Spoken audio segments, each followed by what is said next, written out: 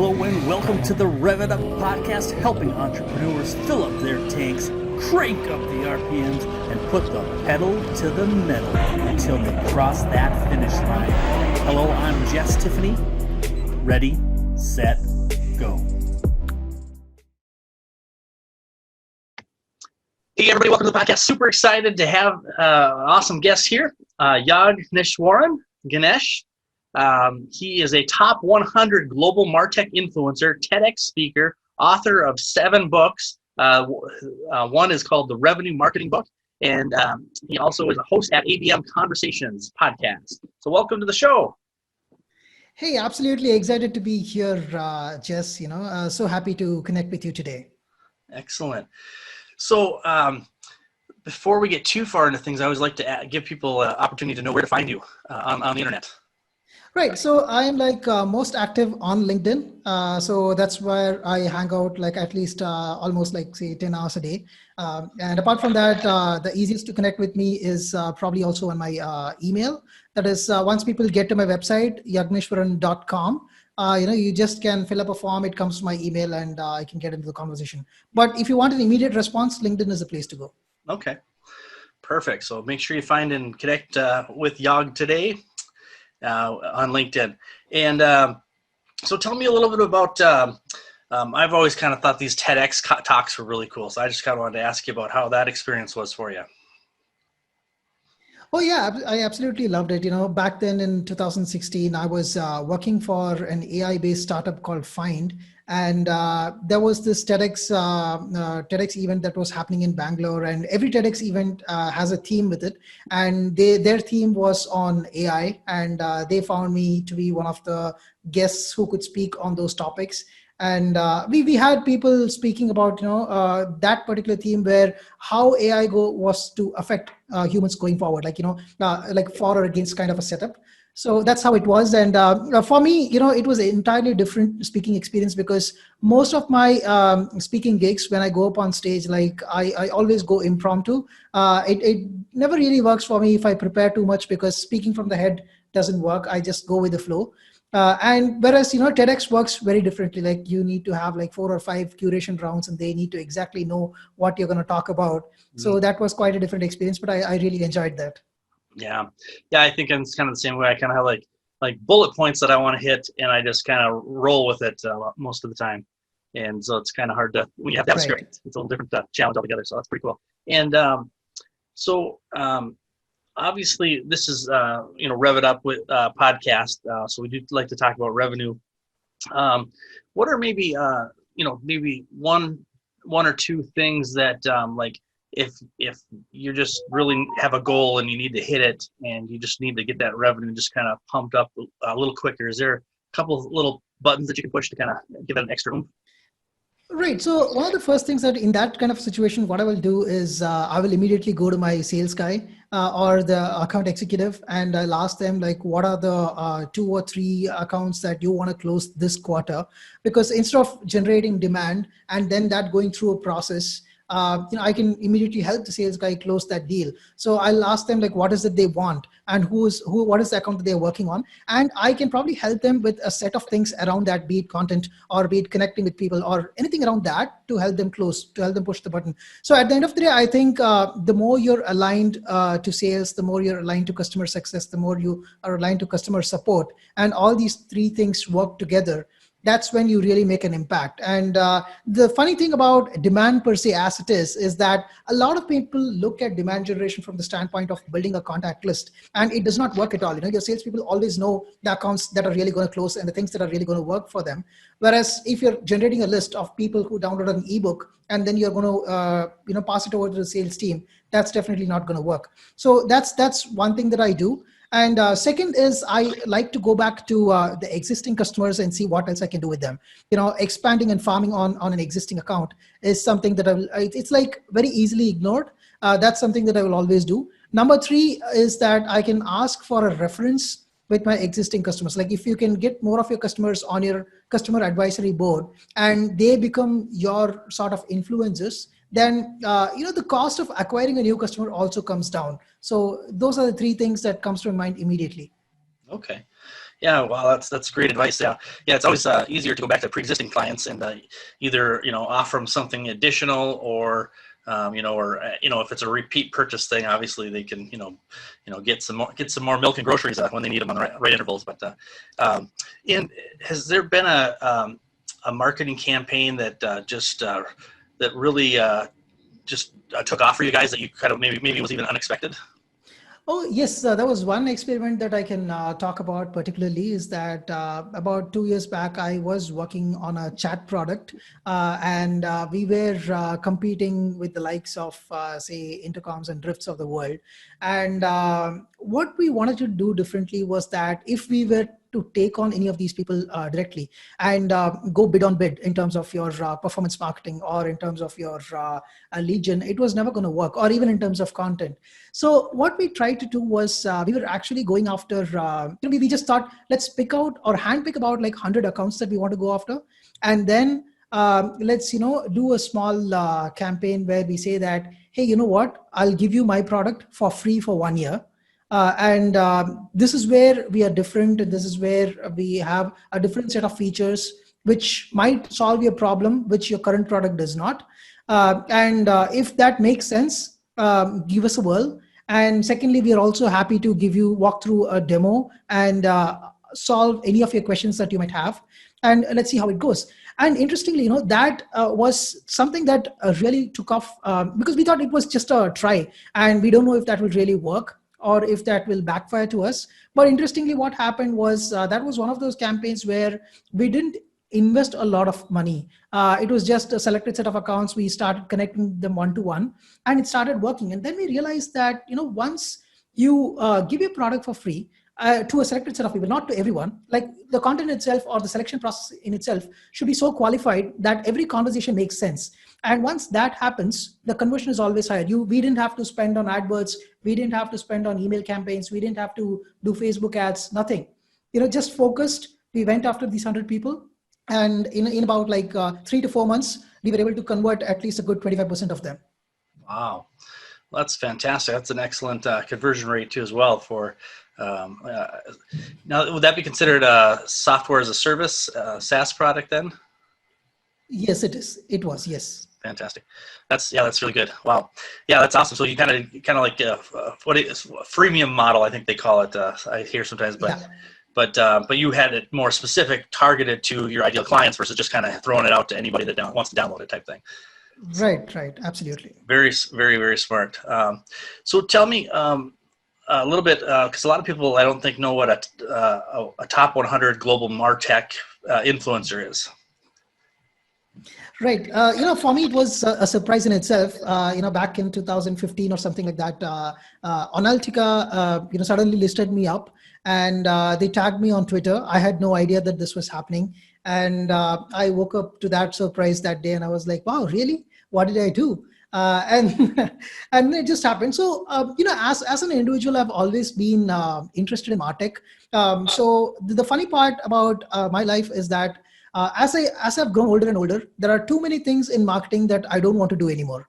It was a consecutive set of eliminations over the last 10, 12 years, if I may call that. And, I've realized that IT management is not a set of products that I want to work on, or cybersecurity is not a set of products that I want to work on. I mean, I've dipped my toes into that. And then I've realized that I don't relate to the day-to-day life of those customers, right?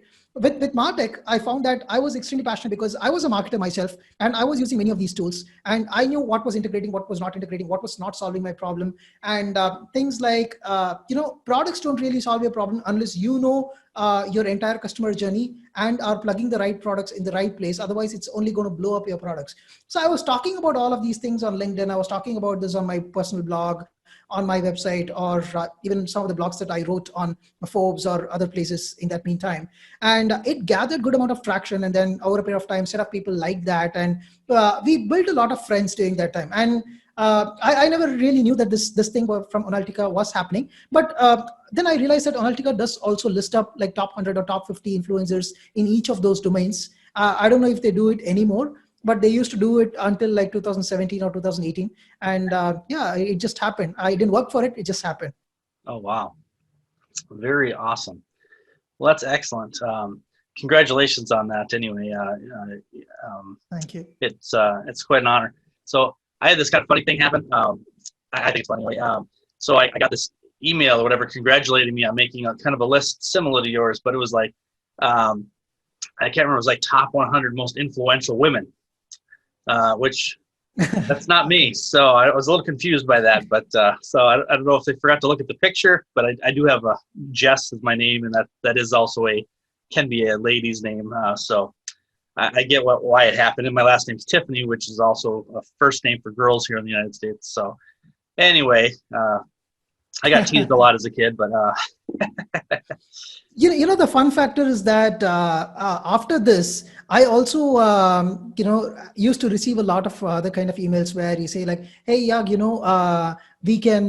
are going to award you the top marketer in the whole of Asia, or the whole of US, and this thing, you have to pay me so much. And I was like, no, I'm not into that business. Yeah, so no, that also happens. No, yeah, I definitely wouldn't pay for yeah, I've seen those too. Yeah, it's kind of crazy. All kinds of shysters out there trying to take money. I don't know if I don't even know what that word means, but that's what people used to say when I was growing up. Somebody that tries to trick you. I don't know.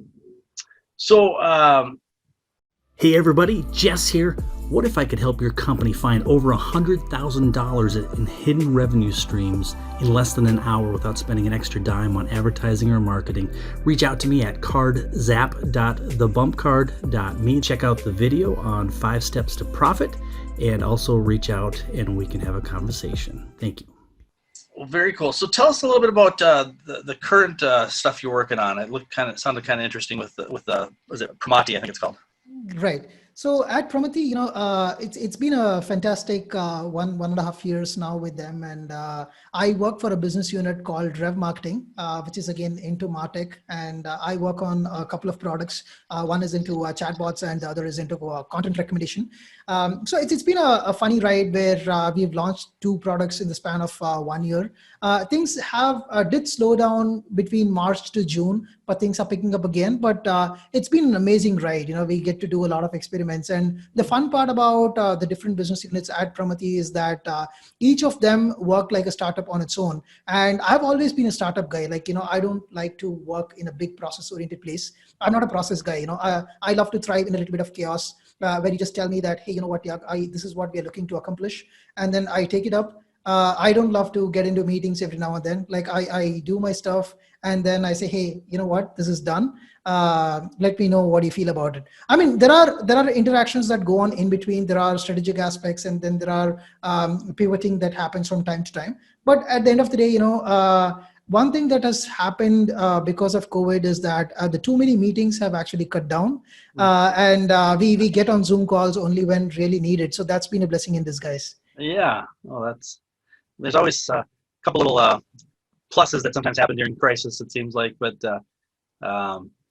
so that's interesting. Well, the trick is then how do you capture those good things that you do discover, and then apply that when the crisis is gone. So that'll be interesting to see how people readjust to when things finally get back to somewhat normal. Right.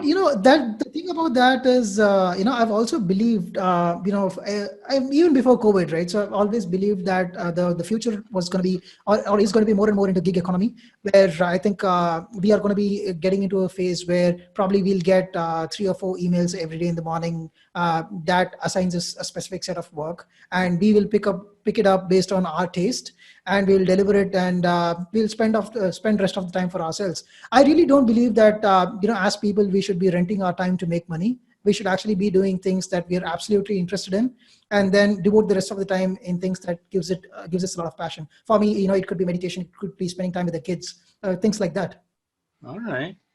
So by the way, how many kids you got? I'm kind of curious. Yeah, I have 2 kids. My son is 7 and my daughter is 4. So, it's quite a handful at home. It also is fun, but yeah, it's also getting difficult to manage during these times because they're also having this online classes, but it's quite fun. Yeah. No, I got 4 upstairs above me here, and sometimes it sounds like a herd of elephants went through the room. So I have to pre-warn them that I'm on a Zoom call. So.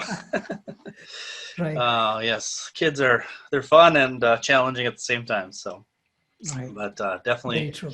definitely a blessing. So, well, that's awesome. And so for a person that's kind of jumping back into that thing you mentioned about the startups and kind of you work within a startup within the company almost. And what's what are a couple things a new company getting started, like a startup, and they're just kind of struggling to gain a little traction. What are maybe a couple things that you would tell them to focus on so they're not bouncing all over and not getting a lot of headway? Right. So what happens in a lot of companies is that, I've noticed that people get way too excited about certain technologies and get too ahead of themselves and start developing a product. And then they begin to search like, whom should I sell this to? And that becomes a huge problem, right? So it should be the other way around. The very word product market fit, I think it should be turned around and said like market product fit, so that you identify whose problem are you solving for and what is that you're solving for. And the problem is always much bigger than your product, right? So if you're thinking that only your product is the solution to this problem, then you probably have got it wrong. There could be multiple ways to solve it, and you could think, or you should come up with, what is the angle that you're going to take, and why is that you're different from somebody else, even in terms of story. Like let's say two products in the industry which are very similar, solving a very similar problem, but when you have a couple of different features, you have to know why you do what you do. And if you're selling features, it's going to be a problem. You have to talk from a solution standpoint. You have to talk from the problem and solution standpoint. I mean, if I don't understand the day-to-day problem of whose issue am I solving for, then it's going to be an issue. So the first thing I say is that, hey, what is that you're solving for? And secondly, if somebody tells me things like, hey, you know what, yeah, we need to do something different. And if they follow it up with who are our competitors, then that's a problem, right? Either if you're doing something different, you have to be different from the competition. It cannot be an oxymoron where you say that we need to be unique, and then you also don't ask for who is your competition. I mean, you need to identify this space where your competition is, and then you need to build something unique on top of that, and then go into that. So you look at your market, and then you decide your problem, and then you look for what is the solution, what is the angle, you go in that direction. Then plan your entire GTM out. You say like, how do I go about this? What are the levers that I'm going to pull? And one of the key aspects with revenue marketing is also that you don't bet on too many channels at one time. The best thing at a startup is that you don't have to measure 10 different things. You just need to measure one or two things that is mission critical to you, and just work around those aspects. So that's where I would start. And I would say that in your GTM, say, what are the channels? Instead of betting on LinkedIn or on Google AdWords or on Facebook or on email, I would rather run a small experiment. I'll bet equally on like 4 or 5 channels, and then look at the data and say that, hey, you know what? For me, Google AdWords is working, and then email is working. These are the 2 top things that are giving me maximum response. Then I'll do that. Maybe I'll also do a side experiment where I'll definitely do a product hunt. I'll probably reach out to guys on AppSumo and see if I can do a deal with them. I mean, those distribution channels will definitely happen. But if I have to bet on a couple of channels, it has to, you have to look back and connect the dots and see how it has worked in the past. Okay, very, very cool. And you'd mentioned something about, getting your messaging right and whatnot. Is there kind of, like I was thinking of the, like differentiation. Any tips on how to differentiate your product? Or, my question isn't coming out clearly, but basically, how do you differentiate your company over the competition? Got it. Yeah. So I think the differentiation is also from an angle. If you look at it, it's also about positioning yourself, right? So the way I think about it is more like, in most of the cases, what product companies do is that they look at a product, and then they look at the product's features, and then they translate those features into problems, and then they talk about it as solutions. The reverse formula will never work, because at the end of the day, the problem is your content guy who is writing your piece of content has never spoken to a customer, or has never seen how people are using your product. What are the top 2 or 3 features that they are coming back to every day? When you look back at that and realize that these are the 2 things they're coming back to, then your messaging should be around that. For example, if I can give you a good example, then it could be something like your the Crazy Eggs of the world, or probably the Kissmetrics of the world. Kissmetrics had a very, very nice single outline of what their product does. They said like, Google Analytics tells you what has happened, and we tell you who did that. You cannot get much more simpler than that, right? Very similarly, when you come up with your message, you have to talk to your existing customers. You have to see why they connect with you, what they love about you, and derive your messaging from there. You should not derive it from the product, but you should derive it from the customer. And at that point, you will realize that many of the jargons that you tend to use, you're actually driving away a lot of people, right? If I say that I'm here to do marketing orchestration, nobody understands what is that. And nobody searches for what is marketing orchestration. Right. But at the end of the day, if I say that, your data tends to be lost, and you use multiple devices in your company, your data tends to be lost everywhere. Just connect the dots so that you can have a single source of data, or a single source which you can look at, which can feed off each other. That makes much more sense. So it's just like, talking to those people and seeing that how do they perceive your product and your solutions, and deriving your messaging from there. Just listen to the customers more. Awesome. And what about where's your book found for if people wanted to pick up your revenue book? Is there something like a website they go to, or is there a? It's on Amazon. They can just search for the revenue marketing book. And the best part is I've kept it free for Kindle. So if somebody wants to download it, it's just like available right away. Nice.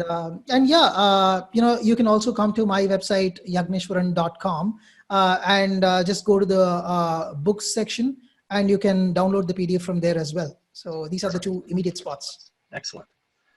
Well, good. Well, awesome. And then again, they find you on, it was LinkedIn, and there was one other place, I think you said. Oh, your email. My website. My website, yes. Yeah, email and my website, yeah. Okay, and what's your website address again? So it's my first name. That's Yaagneshwaran.com. Okay, perfect. All right. Well, awesome. Well, I want to thank you for a great interview here today. I got a lot of value out of it. I love the talk about the revenue growth story about the chatbot and some of the other stuff that you had there, and that was really exciting. So I think it'll add a lot of value. So I want to thank you again for being on the show today. Thank you so much, Jess. It's fun meeting you face to face, albeit virtually, and thanks for having me. Yeah, thanks again. And everybody else, thank you for listening, and make sure you share this podcast, and make sure you give it a positive review. That'd be awesome. Thanks a lot. Talk to you later.